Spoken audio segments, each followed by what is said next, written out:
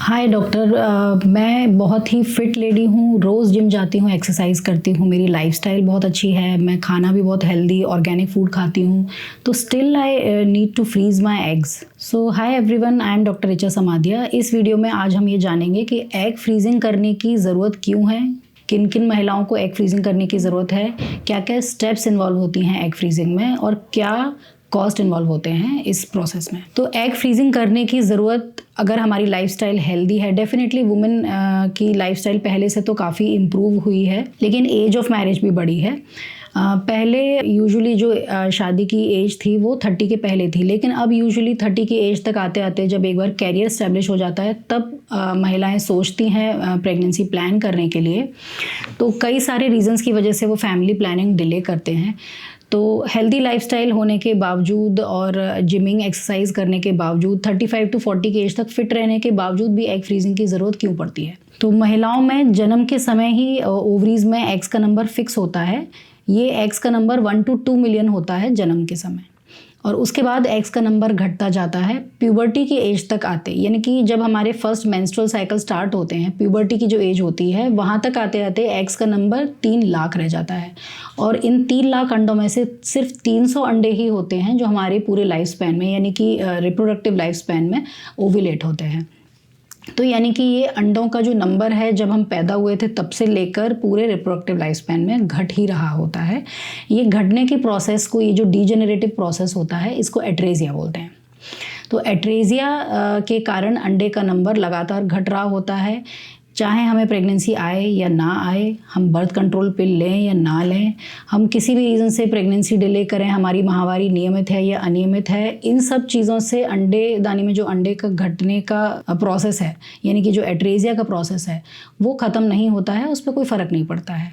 और जो फॉलिकल्स में जो एग्स होते हैं उनकी क्वालिटी भी एज के साथ डिक्लाइन होती जाती है। तो इन दो कारणों से, यानी कि जो अंडे का नंबर है वो कॉन्स्टेंटली घट रहा है, यानी कि क्वांटिटी गिर रही है, और जो अंडे की क्वालिटी है वो भी कॉन्स्टेंटली 30 के बाद डिक्लाइन होनी शुरू हो जाती है। ये जो क्वालिटी में डिक्लाइन होती है ये सिग्निफिकेंट होती है 35 की एज के बाद।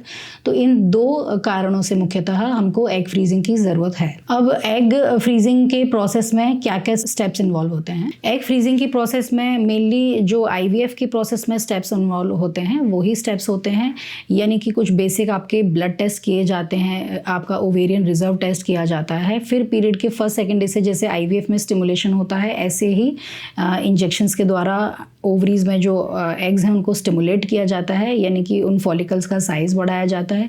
ये इंजेक्शंस यूजुअली 10 से 12 दिन के लिए लगते हैं, और ये इंजेक्शंस के प्रोसेस के बाद ओवम पिकअप का प्रोसेस होता है, जिसमें आपके फॉलिकल्स में जो एग्स मैच्योर हो गए हैं वो हम ओवम पिकअप की प्रोसेस में बाहर निकाल लेते हैं। यदि आप मैरिड हैं या आपका मेल पार्टनर है तो आप एम्ब्रियो फ्रीज कर सकते हैं, यानी कि इन एग्स में स्पर्म इंजेक्ट किया जाता है और जो रिजल्टिंग एम्ब्रियोज हैं, जो एम्ब्रियोज बने हैं, उनको फ्रीज किया जाता है। यदि मेल पार्टनर नहीं है, आप मैरिड नहीं हैं, तो आप सिर्फ अपने एग्स भी फ्रीज करके रख सकते हैं। अब एक और बहुत इंपॉर्टेंट सवाल हमारे मन में आता है कि ये जो एग्स हमने फ्रीज किए हैं तो इससे फ्यूचर में हमारे बेबी होने की क्या गारंटी है? तो एग्स जब फ्रीज़ किए जाते हैं उनसे फ्यूचर में बेबी होने के चांसेस 2 to 12% तक वेरी कर सकते हैं। ये डिपेंड करता है कि आपने किस एज में एग फ्रीजिंग कराई है, और जिस एज में आपने एग फ्रीजिंग कराई है उस समय अंडे कितने या एम्ब्रियो कितने संख्या में फ्रीज़ किए गए हैं। तो क्या कोई कट ऑफ है जिससे पहले पहले हमें एग फ्रीजिंग कर लेनी चाहिए? तो एग फ्रीजिंग करने का जो बेस्ट टाइम होता है वो वही टाइम है जब हमारी फर्टिलिटी भी मैक्सिमम होती है, यानी कि इन अवर 20 से लेकर 29 की एज जो होती है उस समय ही हमारी फर्टिलिटी पीक पर होती है। तो वो ही बेस्ट टाइम होता है एग या एम्ब्रियो फ्रीजिंग करने के लिए।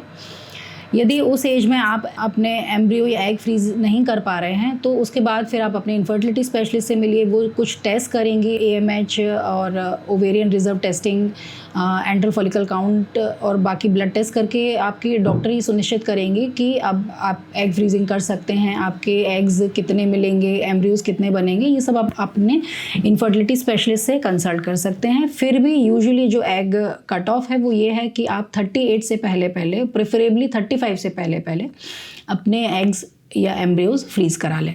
सो आई थिंक कि एग और एम्ब्रियो फ्रीजिंग से रिलेटेड आपके सारे डाउट्स मेरे इस वीडियो से क्लियर हो गए होंगे, लेकिन फिर भी अगर आपके दिमाग में कोई डाउट है, कोई शंका है, तो आप मुझे कमेंट बॉक्स में पूछ सकते हैं और मैं उसका बिल्कुल रिप्लाई करूँगी। Thank you so much.